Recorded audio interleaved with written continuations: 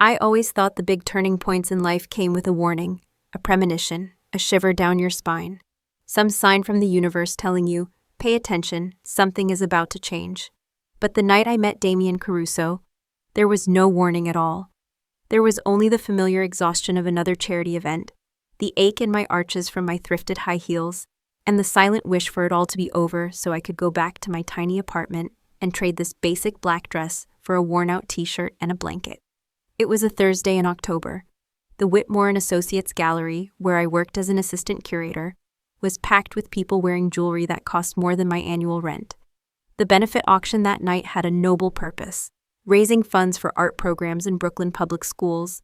But the real reason these people were here was simple: to be seen, to network, to pose for society photographers while feigning interest in contemporary sculptures they probably didn't even understand. I moved through the clusters of guests with a glass of champagne I barely touched, smiling politely, explaining the artworks whenever someone showed genuine curiosity, which was rare. Most would just nod distractedly before turning back to conversations about the Hamptons real estate market or the latest trends in hedge funds. After 4 years in this world, I had learned my place, just invisible enough not to be a bother, just present enough to be useful. This sculpture represents the fragmentation of identity in the digital age, I was explaining to a middle-aged couple who were staring at a piece of twisted metal with baffled expressions. The artist uses recycled industrial materials to question our relationship with technology, and the woman discreetly stifled a yawn. Her husband had already spotted someone across the room. "Thank you, dear," she murmured, walking away before I could finish my sentence. I sighed, used to it. Picking up my beat-up leather portfolio, I walked to the next piece, a glass and light installation that cast abstract patterns on the wall. At least this one usually held people's attention. A small group was gathered there. I began my rehearsed speech, pointing out the technical details, explaining the influence of the Scandinavian minimalist movement.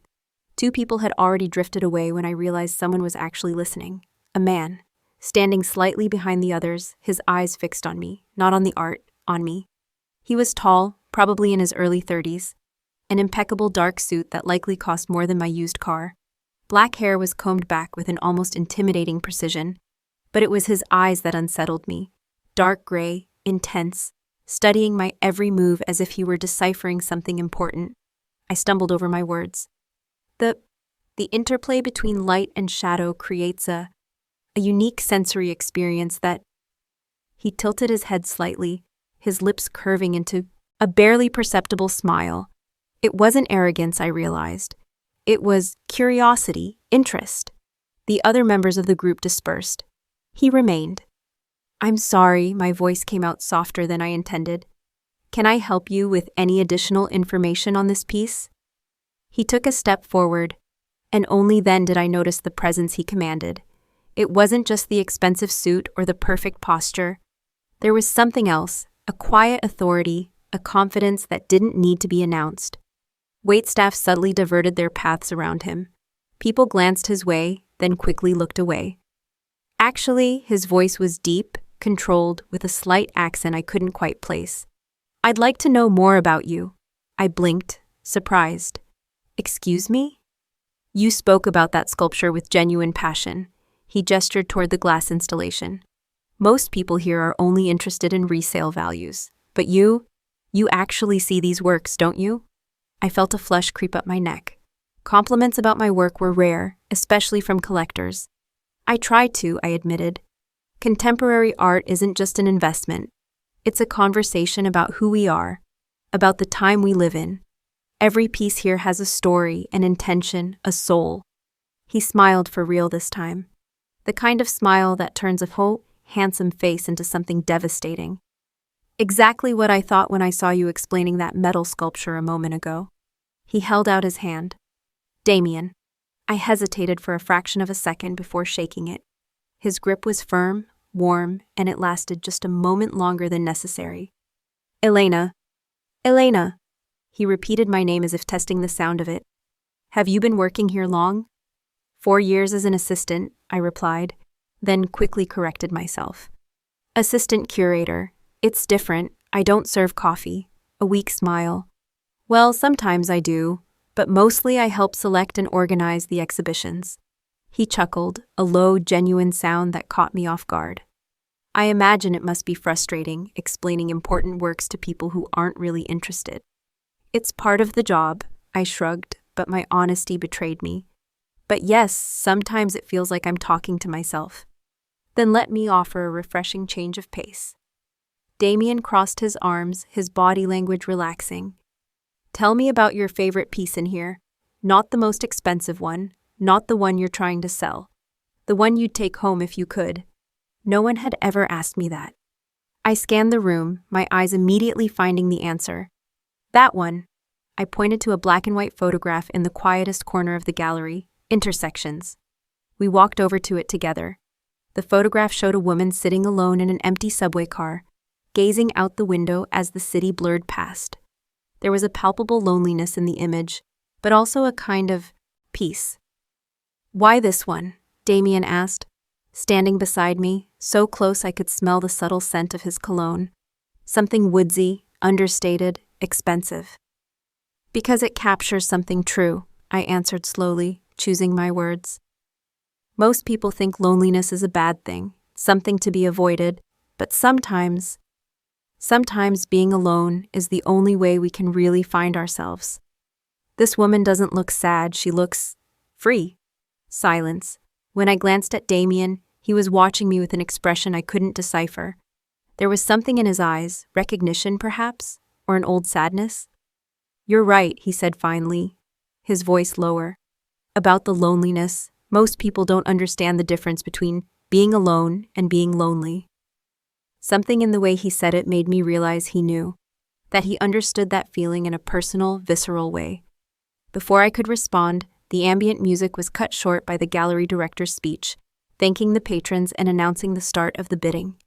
Damien turned to me, and for a moment I thought he would simply say goodbye and vanish into the crowd of expensive suits and French perfumes. Instead, he reached into the inner pocket of his jacket and pulled out a business card, minimalist, just a name, Damien Caruso, and a phone number in a discreet font. I'd love to continue this conversation, he said, offering me the card. Somewhere quieter, where we can actually hear each other. My heart sped up. There was an intensity in his eyes, a sincerity, but also something darker I couldn't name. A distant voice in my head, the one that had been guarding me since my ex's betrayal, screamed, "Be careful." But another voice, deeper and long silenced, whispered, "When was the last time someone truly saw you?" I took the card. The stock was thick, luxurious. Dinner, perhaps, Damien suggested, and now there was something vulnerable in his expression, as if my answer mattered more than it should. No crowds, no interruptions, just an honest conversation about art, loneliness, and everything else worth discussing.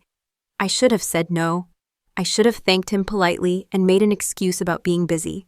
All my recent experience screamed at me to keep my distance, to protect my carefully mended heart. But something about this mysterious man, the way he had truly listened, the way he had looked at that photograph with the same melancholy I felt, the way his presence filled the space around him, made me ignore every single alarm. "Okay," I heard my own voice reply. "Dinner." The smile that lit up Damien's face was genuine, almost boyish in its satisfaction. "Tomorrow night, 8 o'clock?" He was already backing away, walking backward through the gallery, as if afraid I might change my mind. "I'll have you picked up." "You don't have my address," I pointed out. "It's on the portfolio you're carrying." He gestured with his chin. "The gallery ID tag. I can find it." It should have felt invasive. It should have creeped me out. But the offhand way he said it, the mischievous quirk of his lips, made it almost charming. 8 o'clock, I agreed, clutching the card in my hand. He nodded, turned, and disappeared into the crowd. It only took a few seconds for me to lose sight of him, as if he had simply dissolved into the sea of elegant people and empty conversations. I looked down at the card in my hand. Damien Caruso. The name echoed in my mind, foreign and intriguing. I had no idea who he was, no idea what world he represented. I had no inkling that this simple card, this casual invitation, was the first step toward a story that would shatter and rebuild me in ways I could never imagine. That night, still naive and hopeful, I tucked the card into my purse and went back to work. a secret smile on my lips and a forgotten feeling of anticipation warming my chest. Tomorrow, 8 o'clock. I could hardly wait. The dinner wasn't at a regular restaurant. At 7:50 the next evening, a black car, silent, luxurious, with windows so dark they seemed to absorb the light, pulled up in front of my building in Brooklyn. The driver, a middle-aged man with a military posture and a discreet suit, got out and opened the rear door without a word beyond. "Miss Morrison."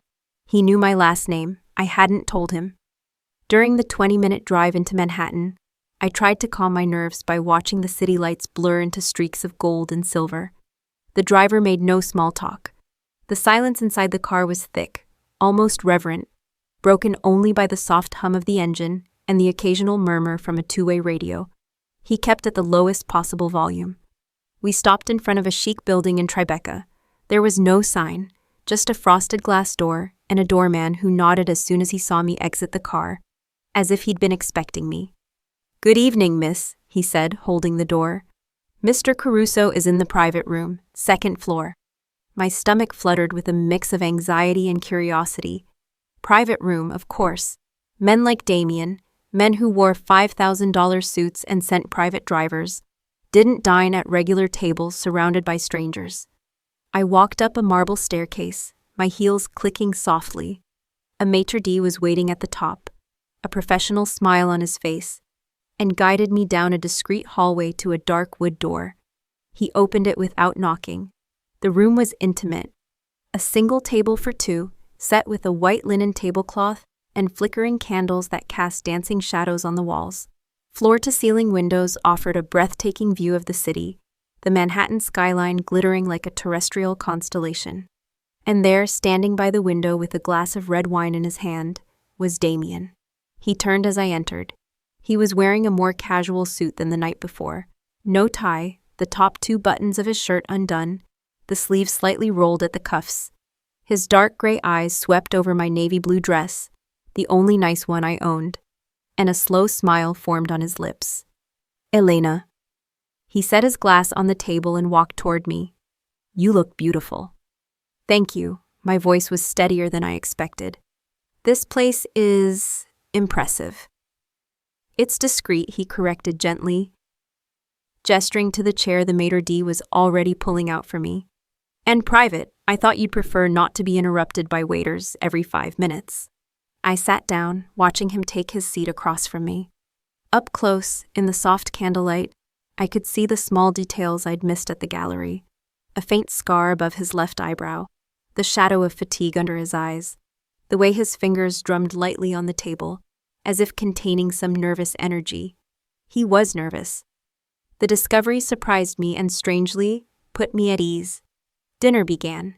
A waiter appeared only to serve the first course, salmon carpaccio with fresh herbs, and then disappeared as quietly as he came. Damen poured my wine with economical, precise movements. "So," he began, leaning back in his chair with a studied casualness, "tell me about Elena Morrison. What does an art curator do when she's not explaining metal sculptures to disinterested people?" I laughed, relaxing a little. "Honestly, not much. I visit other galleries on the weekends, trying to stay current. I watch old movies when I'm too tired to go out." I shrugged. "My life isn't exactly thrilling." "I don't believe that." He took a sip of wine, his eyes locked on mine. "People who are passionate about what they do always have interesting stories." "What about you?" I turned the question back, curious. "What does Damen Caruso do when he's not buying art?" A nearly imperceptible pause. His fingers tightened slightly on his glass. "I manage the family business," he answered carefully. "Various investments, real estate mostly, some commercial ventures. Nothing as inspiring as art." "Real estate in New York must be intense," I remarked, thinking of news reports about the city's brutal market. "It can be." His tone was neutral, but there was an unspoken weight between the lines. "It's a world that requires strategy, knowing when to act, when to hold back, understanding the people around you." The conversation flowed. He asked questions about my childhood, my parents, how I ended up in curation, and he listened to the answers with genuine attention, asking follow-up questions that proved he was absorbing every word. When I told him about losing my parents at 15, his hand moved across the table, briefly touching mine in a gesture of silent solidarity. I lost my father too, he confessed, his voice low. I was 23. I thought I was ready to take over his responsibilities, but... He shook his head. No one's ever really ready. No, I agreed softly. We're not. There was a moment of shared comfortable silence where words weren't needed. The second course arrived, risotto with wild mushrooms, and the conversation turned lighter. He made me laugh with stories of disastrous trips through Europe, mimicking terrible accents and describing absurd situations in luxury hotels. I countered with anecdotes about eccentric clients at the gallery, like the collector who insisted a sculpture was possessed by spirits and refused to buy it. But occasionally I caught strange things. The way the waiter bowed his head slightly when he approached the table. The way Damien discreetly checked his phone whenever it vibrated, and it vibrated a lot. The tension that would sometimes flicker across his shoulders when someone walked past in the hall outside. "Are you okay?" I asked at one point, when he'd glanced at his phone for the 5th time in half an hour. "Yes." He put it away immediately, an apologetic smile on his face. "Sorry, business. It's hard to completely disconnect sometimes. It must be demanding." "It is." He held my gaze. "But tonight is worth every second away from all of that." My heart skipped a beat. There was something in the intensity of his gaze, in the raw sincerity of his voice, that made all my skepticism dissolve. Dessert arrived, panna cotta with a berry coulis, but we barely touched it. The conversation had grown more intimate, slower. He told me about the loneliness of his position, about how hard it was to trust people when you never knew their true intentions. I shared my own guardedness, the walls I'd built since my ex's betrayal. 2 years? He seemed genuinely surprised. "You've been alone for 2 years?" "Not alone," I corrected. "I've dated, but nothing serious, nothing that was worth tearing down the walls for." "Exactly." He leaned forward, elbows on the table, closing the distance between us. "And tonight?" he asked, his voice low. "Am I getting too close to the walls?" My pulse hammered. The candles flickered between us, the restaurant, the city outside. It all seemed to fade away until it was just the two of us in this bubble of golden light. I began, then stopped, gathering my courage. "You're making me question why I built them in the first place." Something flared in his eyes. It wasn't just desire, though that was there too. It was something deeper. Recognition. As if he saw a mirror of his own loneliness in me. "Elena," my name came out like a confession. "I don't do this. I don't ask women to dinner. I don't let myself want this. But you..." He didn't finish the sentence. He didn't have to. The maitre d' appeared quietly, murmuring something about coffee. Damien waved him away with a flick of his hand, never taking his eyes off me. "Let me take you for a walk," he asked, already rising and holding out his hand. I hesitated for only a second before taking it. His fingers laced with mine, firm and warm, and he led me out of the restaurant. We walked along the High Line, the elevated park that snakes above the streets of Manhattan. The night air was crisp, and Damien immediately shrugged off his jacket and draped it over my shoulders without asking. It smelled like him, that woodsy scent mixed with something indefinable that was just him. We walked in silence for a few minutes, side by side, our hands still entwined. The city lights created a golden halo around us. Other couples passed by, tourists taking pictures, but they were just shadows in our periphery. "Can I ask you an honest question?" Damien stopped near an area with wooden benches, turning to face me. "Of course." "Why did you agree to have dinner with me?" There was genuine vulnerability in his voice. "You didn't know me. I could have been anyone." "I don't know," I admitted. "Maybe because you were the first person in years who actually saw me. Not the assistant curator. Not the girl who explains art, just Elena." He lifted his hand, his touch so gentle against my face, it contrasted with the clear strength in his fingers. His thumb traced the line of my jaw, sending shivers down my spine. "I see you," he murmured. "And you are extraordinary." And then he kissed me. It wasn't sudden or aggressive. It was slow, deliberate, as if giving me time to pull away, but I didn't. I leaned into it, my fingers gripping the front of his shirt, letting years of careful solitude melt away in that one touch. His lips were soft, but the kiss held a restrained intensity.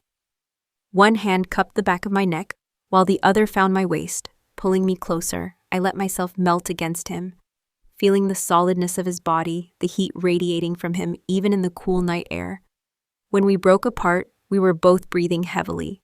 He rested his forehead against mine, his eyes closed. "I shouldn't," he started. "Don't," I interrupted, cupping his face in my hands. "Don't you dare regret this." He opened his eyes, and what I saw there both scared and fascinated me. Desire, yes, but also conflict, fear, as if he were at war with himself. "Never," he promised, sealing it with another kiss, this one shorter but just as intense. We walked back slowly, in no hurry, as if we wanted to stretch the moment into eternity. At the door to my building, he held my hands, reluctant to let go. "Can I see you again tomorrow?" "Tomorrow," I agreed, smiling. "And the day after?" "Ambitious, just honest." He kissed my forehead. "Good night, Elena." "Good night, Damien." I watched him walk back to the car, saw the driver open the door with that same almost fearful reverence. Before getting in, Damien glanced back one last time and nodded. I floated up to my apartment, collapsing onto the couch with his jacket still around my shoulders. It was only then, alone in the silence of my home, that the questions began to bubble up. Who was this man really? Why did waiters and drivers treat him with such respect? No, it wasn't respect.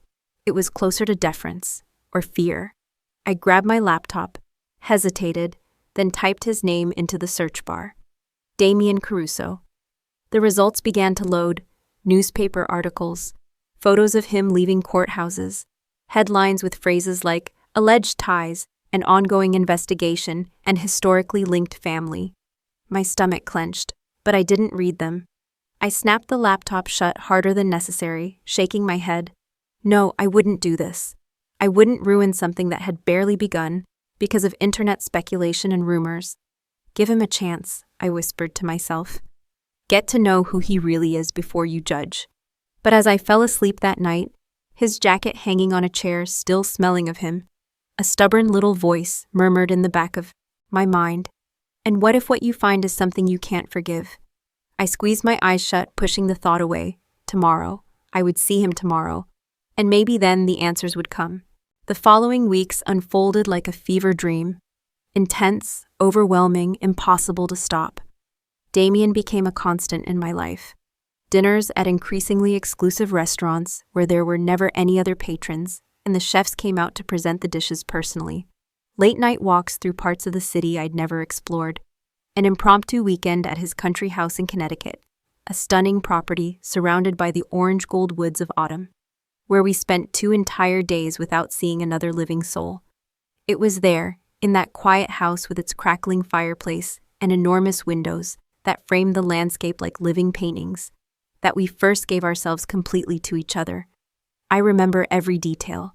The way he looked at me when we went down to the master bedroom, wordlessly asking if I was sure. The delicacy with which he removed my dress, as if I were something precious and fragile. The contrast between the softness of his kisses and the urgency of his touch. The way he whispered my name against my skin, turning the 2 syllables into a prayer. It wasn't just physical, it was a revelation.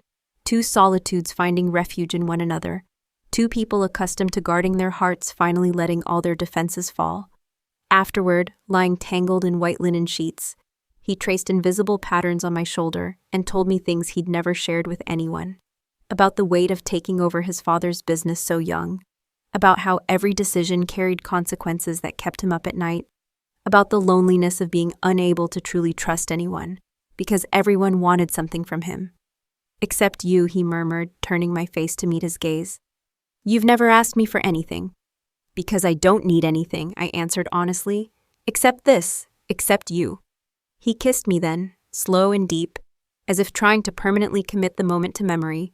But even in that temporary paradise, there were shadows. His phone rang constantly. He would often step away to take urgent calls, returning with that familiar tension in his shoulders. Once, during dinner, I saw his expression harden as he read a text, his knuckles turning white as he gripped the phone. When I asked what was wrong, he just shook his head and mumbled something about a problem with a supplier. And then there were the men, always discreet, always at a distance, but always there. When Damien picked me up, I noticed another car would follow, never too close, but always visible in my mental rearview mirror. When we walked through parks, I would spot figures in dark suits maintaining a perimeter, pretending to admire trees or talk on the phone, but with eyes constantly scanning their surroundings. "Why do you have bodyguards?" I asked one night, after he dropped me off and I saw two men waiting in the car behind his. "A precaution," he answered vaguely. "I deal with large sums of money, high-value properties. It's prudent to have protection." It made sense, sort of, but something in the swiftness of his answer, in the way his eyes flickered away from mine for a fraction of a second, reignited that warning voice I'd been trying to ignore. The suspicion started small, a conversation that cut off the moment I entered a room. Marco, his right-hand man, a tall man with a scar on his neck and a perpetually wary gaze, visiting Damien's apartment late at night, leaving with an expression far too grim for real estate investments. The way people on the street reacted when they saw Damien, some with admiration, others immediately averting their gaze, a few with poorly disguised fear. I tried asking directly, "Damien, what exactly does your family do?" We were at his apartment, an absurd penthouse in Manhattan, with a 360-degree view of the city. He was pouring wine, his back to me, and he paused for a second before continuing. "I've told you, investments, commercial and residential properties, some interests in import businesses." "Importing what?" "Wines, mostly, European luxury goods." He turned, handing me the glass. "Why all the questions, Bella?" "Because I feel like you're hiding something from me." The mask of ease almost slipped. Almost. But he held it in place, stepping closer and cupping my face in his hands. "Elena, my life is complicated. There are aspects of my family's business that are tedious, technical, nothing you would need to worry about." His thumb brushed my lower lip. "All that matters is that I'm here, with you. And this is more real than anything else in my life." I wanted to believe him. God, how I wanted to. So I leaned into his words, into his touch, and let my doubts dissolve, temporarily. But they always came back. Especially after the night I saw something I wasn't supposed to. Damien had invited me to a charity event, a lavish gala to raise funds for a children's hospital. I was excited. It would be our first real public appearance as a couple. I wore a stunning emerald green dress he'd sent as a gift, one that probably cost more than 3 months of my rent. The gala was breathtaking. Marble halls, crystal chandeliers, live orchestras. Damien was magnetic in his tuxedo, his hand never leaving the small of my back, introducing me to business contacts and socialites. I should have been ecstatic. But then I noticed the other people, not the regular guests. The philanthropic elite, CEOs, minor celebrities. It was the others. Men in small groups, talking in quiet corners. All in expensive suits but with a different, harder presence. The way they greeted Damien, not with friendly handshakes, but with respectful, almost submissive nods, as if he were not a business partner, but something more, a leader, a boss. And Marco was there, constantly circling, checking exits, speaking quietly into an earpiece. I had thought he was just Damien's executive assistant, but executive assistants don't move like soldiers on an operation. When I excused myself to use the restroom, I took a less crowded side hallway and heard tense voices from behind a half-open door. "We can't wait any longer, Damien. The Vitalis are making a move. If you don't act now..." I said I'll handle it. Damien's voice was cold, controlled, but with a sharp edge I'd never heard before. "Give me 1 week." "A week? They won't wait a week. You know what happens if they think you're getting soft, that you're distracted." A heavy silence. "Watch your words, Marco. I'm just saying, she's affecting you. Everyone can see it. And when people like the Vitalis smell weakness, they strike." My heart froze. They were talking about me. "Elena is not a weakness." Damien's voice was low, dangerous. "She is the only thing that's right in my life. And if anyone threatens her, they will find out exactly how weak I am not." I backed away quickly before they could hear me, blood pounding in my ears. Vitalis, threats, strike, weakness. What kind of real estate business used that language? In the restroom, I splashed cold water on my face, my hands shaking. I stared at my reflection. The expensive dress, the professionally styled hair, the woman who looked like she belonged in this world of luxury and power. But underneath it all, I was still just Elena Morrison from Brooklyn, an assistant curator at a modest gallery, completely out of her depth, and involved with a man whose secrets I had only begun to scratch the surface of. When I returned to the ballroom, Damien was waiting, concern etched on his face. "Are you all right? You look pale." "Just a little dizzy," I lied. "Too much champagne, maybe." He didn't look convinced, but he didn't push. Instead, he led me out to a terrace, where the cool night air helped clear my spinning head. "Elena." He took my hands, his expression serious. "I know my life is different. I know there are things that make you uncomfortable. But you have to trust me. I would never let anything hurt you." "How can you promise that?" The words tumbled out before I could stop them. "You barely tell me what you really do. There are men following you constantly. People are afraid of you, Damien, genuinely afraid." He closed his eyes, his jaw tight. "I wanted to protect you from that, from this part of my life. Protect me or keep me in the dark." "Both." The honesty was raw. "Because once you know the truth, once you really know who I am, you'll leave and I can't." His voice cracked almost imperceptibly. "I can't lose you." My heart both broke and raced.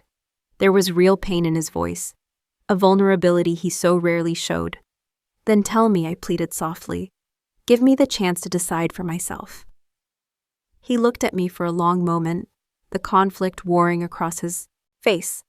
He opened his mouth to answer, and then his phone buzzed. Not a normal call, a specific sequence of vibrations that made his expression instantly harden. "I have to take this," he said, already turning away. "Stay here. I'll be back in 1 minute." But he wasn't back in 1 minute. 15 minutes later, Marco appeared, his expression grim. "Miss Morrison, I need to take you home, now." "Where's Damien?" "He had to handle something urgent. He asked me to make sure you get home safely." "I can wait for him." "No." The word was firm, leaving no room for argument. "You need to go. Now." There was something in his tone, urgency, maybe even fear, that made me agree. In the car, I tried calling Damien, straight to voicemail. My texts went unanswered. I spent the night awake, obsessively checking my phone, my stomach twisted in knots of anxiety. Finally, at 4 a.m, my phone lit up. "Damien, I'm sorry about tonight. There was an emergency. Everything's under control now. Can I see you tomorrow?" "We need to talk. We need to talk." The four most terrifying words in any relationship. With trembling fingers, I texted back. "Yes. Can we meet at the gallery after I get off work?" "Damien, anywhere you want, Bella. I'll pick you up at 6. I let the phone drop onto the blanket, emotionally and physically drained. Something was about to change. I could feel it. That inevitable inflection point every story reaches, where truths can no longer be hidden and choices must be made. And for the first time since I met Damien Caruso, I was genuinely afraid of what was coming next. The next day dragged on with torturous slowness. I tried to focus on work, but every task felt meaningless against the weight of the conversation that awaited me. I organized catalogs without really seeing the images. I answered phone calls on autopilot. My colleague Sarah remarked 3 times that I seemed distracted, and on the 3rd time, I simply agreed and asked to leave early, blaming a headache. At 5:30, I was sitting in the small back office of the gallery, staring at a blank wall and mentally rehearsing different versions of the coming talk. When he arrived at 6 o'clock sharp, I knew instantly something was wrong. There was a profound exhaustion in his eyes, dark shadows that a single sleepless night couldn't fully explain. His suit, always impeccable, was slightly wrinkled, as if it had been worn for too many hours straight. And there was a tension in his shoulders, a rigidity in his posture that told me he was carrying something heavy, far heavier than any legitimate business concern. He walked into the office without a word, closed the door behind him, and just stood there, looking at me with an expression that held so many emotions I couldn't decipher them all. Love, certainly, but also fear. and something that looked terrifyingly like despair. I stood, wanting to go to him, but the way he held up a hand stopped me. It wasn't a gesture of rejection, but of preparation, as if he needed the distance for what he was about to say. "Damien, what's happening?" He ran a hand over his face, taking a deep breath. "Please sit. I need to tell you something I should have told you a long time ago." I obeyed, my legs feeling weak. He pulled over the other chair, but kept a deliberate space between us. The words came from him in a controlled rush, but each syllable carried a weight that made the air in the room feel thick. He started at the beginning, a 23-year-old kid whose father was found dead, the apparent victim of a heart attack.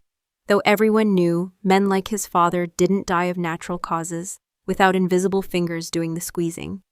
Heir to an empire he never asked for, he'd been forced to make a choice: crumble or become harder than steel. He chose the latter, not out of ambition, but for survival. Because in his world, weakness was a death sentence. I listened as he described a universe that existed in the shadows of New York City, intertwined with legitimate businesses, but built on foundations the law would never touch. He spoke in careful terms, but the truth was in what he didn't say. His family didn't just invest in real estate, they controlled territories. They didn't just import wine. They managed networks that crossed legal and illegal borders with practiced fluidity. "My family, we're what people call the mob, Elena."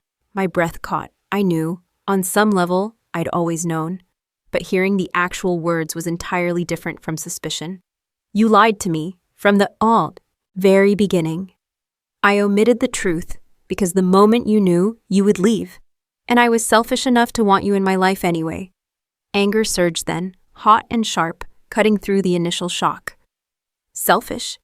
You think you have the right to decide what I can and can't know about the man I'm sleeping with?" He closed his eyes briefly, accepting the blow. "No, I don't, and I know I'm sorry isn't enough.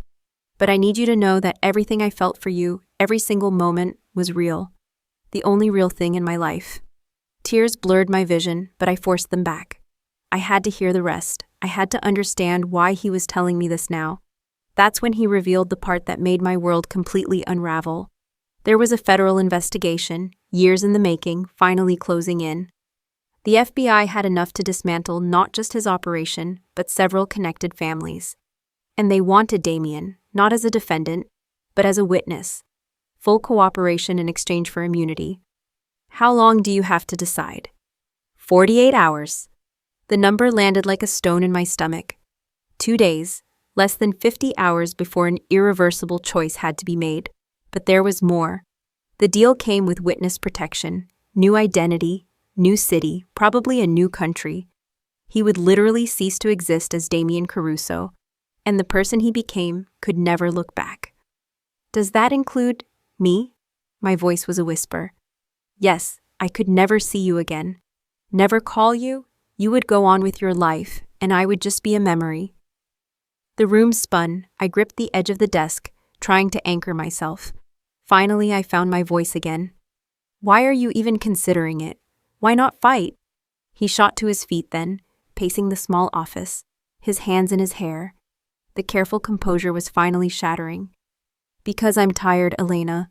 Not the kind of tired you get from a sleepless night, but a soul-deep exhaustion. I'm tired of running an empire built on a foundation that makes me question who I've become." He stopped, staring out the small window. "And then I met you. And for the first time, I saw a different possibility. A glimpse of a life where I could wake up without this weight on my shoulders. But that life is only possible if I disappear. And disappearing means losing you." The tears I'd been holding back began to fall. "Then don't disappear alone. Take me with you." He spun around so fast he nearly stumbled. "What? I'll go with you? Wherever it is, we'll start over together." The look on his face cycled through shock, then a flash of hope, then something close to horror. "No, Elena, no, you don't know what you're saying." "I know exactly. No!" He cut me off, striding back toward me. "I will not let you sacrifice your life, your career, your identity for me. It would be the most selfish thing I could ever do." I stood facing him down. "It's not your decision. If I want to be with you, that's my choice. A choice you'll come to regret. You'll hate me eventually for stealing your life from you. "You're being a coward," the words were like knives. "You're using your supposed love for me as an excuse not to trust what we have." I saw the word hit him like a physical blow. He opened his mouth to retort, but at that exact moment, the door flew open. Marco burst in. His face pale, tension in every line of his body. "We have a problem. The Vitales found out about the investigation. They know about the deal." He glanced at me, and for the first time, I saw genuine concern in his normally hard eyes. "And they know about her." The blood in my veins turned to ice. Damien was at my side in an instant, his hands on my face. "Elena, listen to me. You need to do exactly what Marco says. You're not safe here. No, I'm not leaving you, not like this. Please, Bella, let me protect you in this at least." I saw it in his eyes then. Once I walked out that door, if we were separated now, we would never see each other again. Either way, this was our end. I grabbed his face, memorizing every detail through my tears. The faint scar above his brow, the premature silver threads at his temples, the way his dark gray eyes looked like contained storms. "I love you, and I don't regret any of it." "I love you too, more than I thought was possible." He kissed me then, not with passion or urgency, but with a devastating tenderness. A farewell kiss, a kiss that tried to say everything we no longer had time for. When we broke apart, he pressed something into my hands, a folded sealed letter. "Only read it later, after it's all over."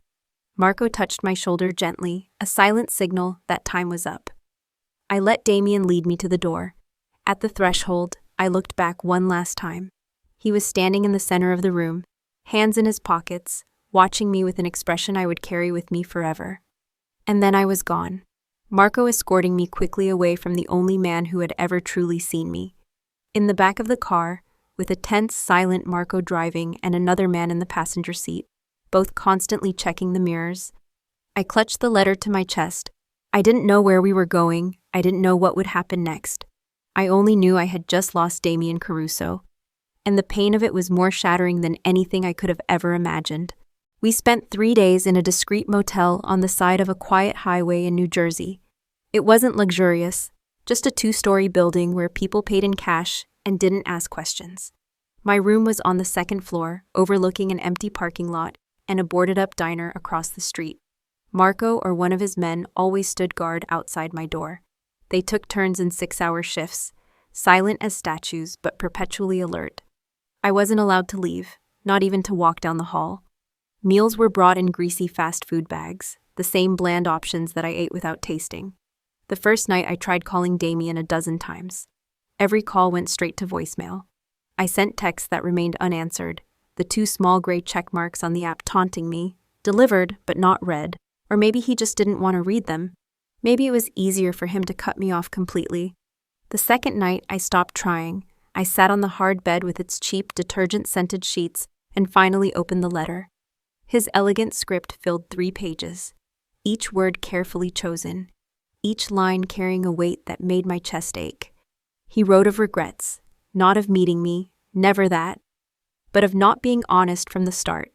He wrote that I had been the only moment of genuine happiness in his entire life, a window into a world he could never truly inhabit.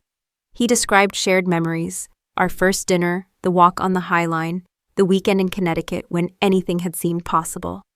And then came the part that broke me. He wrote that he would understand if I hated him, that I had every right to erase him from my memory and move on. But if, and the word was underlined twice, if in 5 years he was still alive and free, and if I was still single, he would find a way to send me a sign. A bouquet of white lilies, no return address, on a meaningful date. And if I received them and still wanted to see him, I was to place a classified ad in the New York Times. A specific coded phrase that only we would understand. Seeking the lost sculpture from intersections. Interested in reassembling fragmented pieces, please contact. It was so unlikely it bordered on impossible, 5 years, an eternity, and yet it was the only thread of hope he could offer. I folded the letter, slipped it back into its envelope, and buried it in my purse. Then I lay down and cried until there were no tears left, only dry, racking sobs that shook my entire body. On the 3rd day, Marco knocked at noon, bringing not just food, but his laptop. Thought you'd want to see this, he said, setting it on the small desk and pulling up a news site. The headline screamed in bold letters, Operation Empire, biggest blow to organized crime in 2 decades. My heart hammered against my ribs. I scanned the article, my eyes flying across the paragraphs. 23 arrests, 5 different families, charges including racketeering, conspiracy, and extortion, assets frozen, properties seized. An empire crumbling overnight. And in the middle of it all, one line that made my world stop. Damien Caruso, formerly a central figure in the Caruso family, is reportedly cooperating with federal authorities and has entered the witness protection program. He'd taken the deal. I looked up at Marco, who was watching me with a neutral but not unkind expression. Is he gone? My voice was a raw croak. This morning, before dawn. Where? You know I can't answer that. No one can, not even me. I closed my eyes, letting the finality sink in. He was gone. Damien Caruso had ceased to exist. Somewhere in the country, or the world, was a man with a familiar face, but a different name, starting a life I would never know. Can I ask you something? Marco hesitated, which was unusual for him. He offered to take you with him, didn't he? I looked at him, surprised. How did you know? Because I've known him for 20 years, and I've never seen him look at anyone the way he looked at you, he would have offered. He did, but he said no when I accepted. Marco nodded slowly, as if this confirmed something he already knew. He did the right thing, even if it doesn't feel like it now. Do you think I would have regretted it? The question slipped out. He considered this for a long moment. Honestly, I don't know, but he believed you would.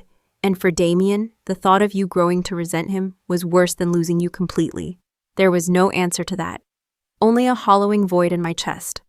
Marco told me I could go home the next day. The threat was over. With Damien cooperating and half the leadership in custody, no one had the time or resources to worry about a Brooklyn art curator who had the bad luck to fall for the wrong man. That last night in the motel, I sat at the window and watched the headlights on the highway. Tiny points of light coming from somewhere and going somewhere else, all with destinations I would never know. Just like Damien now, another point of light, moving farther and farther away. When I returned to my apartment the next day, everything was exactly as I had left it. The half-empty coffee cup in the sink, the open book on the coffee table, and Damien's jacket, still hanging on the chair in my bedroom, the one he'd draped over my shoulders on our first walk. I picked it up, buried my face in the fabric, and inhaled. It still smelled of him, that woodsy, indefinable scent that was his alone. I hugged it to my chest as if it were the last physical connection I had left. And maybe it was. The following days were mechanical. I went back to the gallery and explained my absence with a vague lie about a family emergency. Sarah looked at me with concern, but didn't press. She could probably see in my eyes that I wasn't ready to talk. I organized exhibits. I talked to artists. I explained art to disinterested collectors. It was all the same. As before, except now it felt like I was moving behind a sheet of frosted glass, separating me from my own life. At night, alone, I would let myself think of him. I wondered where he was, if he was safe, if he thought of me as obsessively as I thought of him. 2 months later, I tried to date. A nice, stable history teacher I met at an opening. We went out 3 times. On the 3rd date, he leaned in to kiss me, and I just froze. Not because I didn't like him, but because any touch that wasn't Damien's felt fundamentally wrong.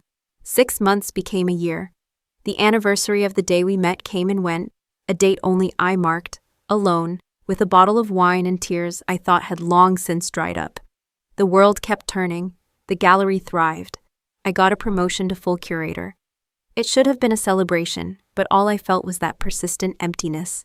I still kept the letter, I still kept the jacket, little totems of a past that refused to fully let me go. 3 years, 4 years, I kept waiting for the white lilies, even though I knew it was foolish. Even though I knew 5 years was an eternity, that people changed, that desperate promises rarely survived the cold reality of time. But hope, I discovered, wasn't something you could just turn off. So I kept living, I kept working, and I kept waiting, wondering if somewhere far away he was doing the same. 5 years, 1,826 days. It sounds like an abstract number until you live every single one of them.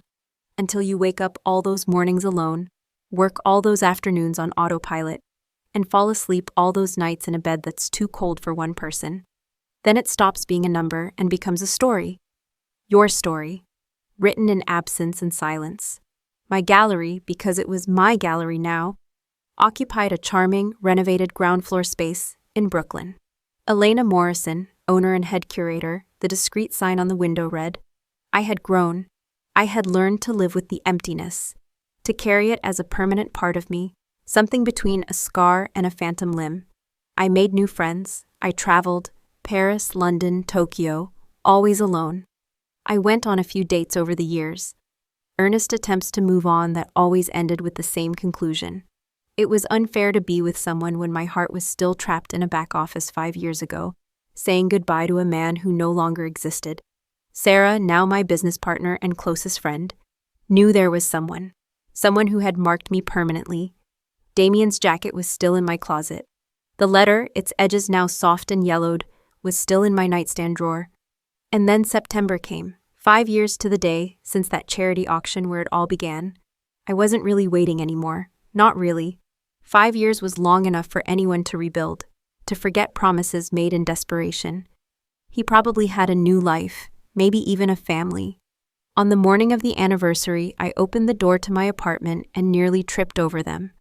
A bouquet of white lilies, huge, perfect, their petals still trembling with dew. No card, no return address, just the flowers, impossible and real, sitting on my doormat. My heart stopped. The world paused. I looked around the empty hallway, but there was only the morning silence. I carried the bouquet inside with trembling hands.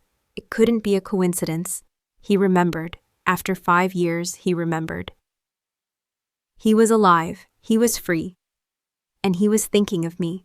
I put the lilies in a vase, my hands shaking so badly I spilled water on the counter. What did it mean? Did he want to see me? Or was this just a final goodbye, a promise kept? I spent the day in a state of paralysis. I read and reread his letter. What did I want? Really? The answer was clear. I wanted to see him, even if it was just once. We deserved that much. At dusk, I sat down with my laptop, went to the New York Times classifieds page, and began to type. My hands still shaking, but my purpose clear. Seeking the lost sculpture from intersections. Interested in reassembling fragmented pieces. Please contact. My finger hovered over the submit button. This was it, the dividing line. I took a deep breath, and I clicked. The ad would run in the next day's paper. 3 agonizing days passed.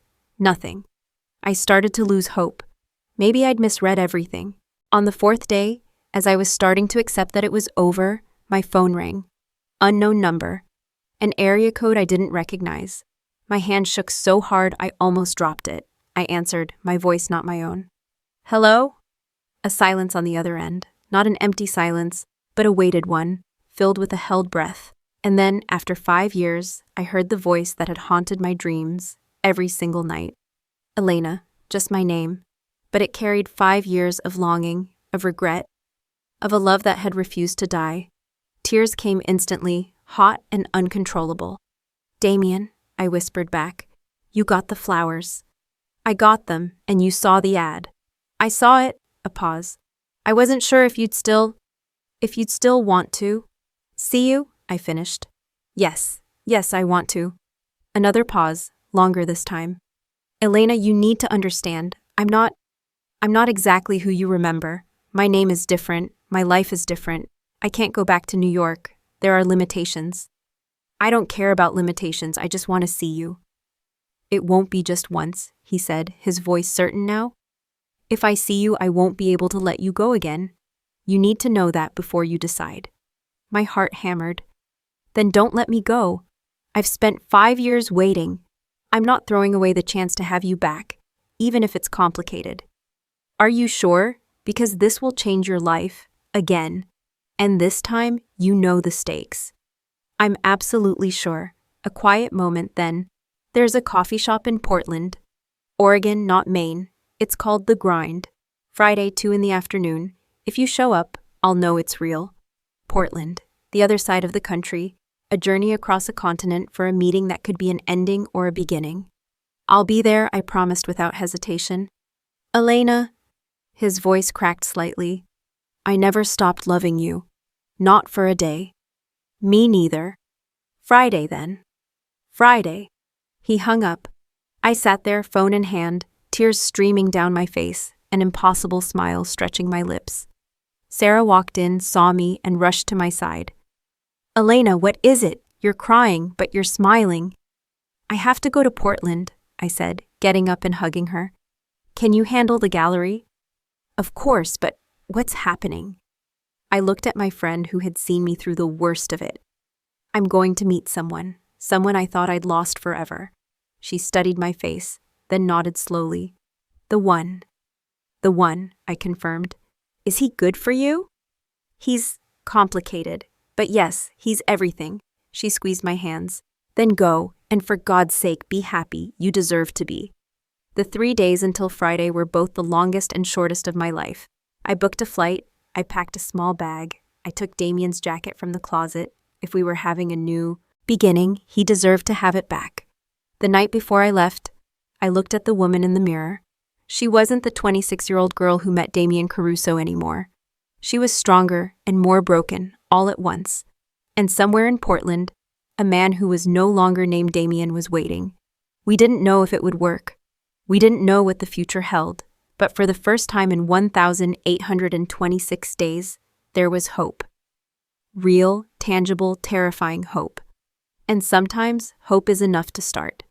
The story that began with a glance across a crowded gallery hadn't ended in that back office 5 years ago. It had only been on pause, waiting. And now, at long last, it was about to press play.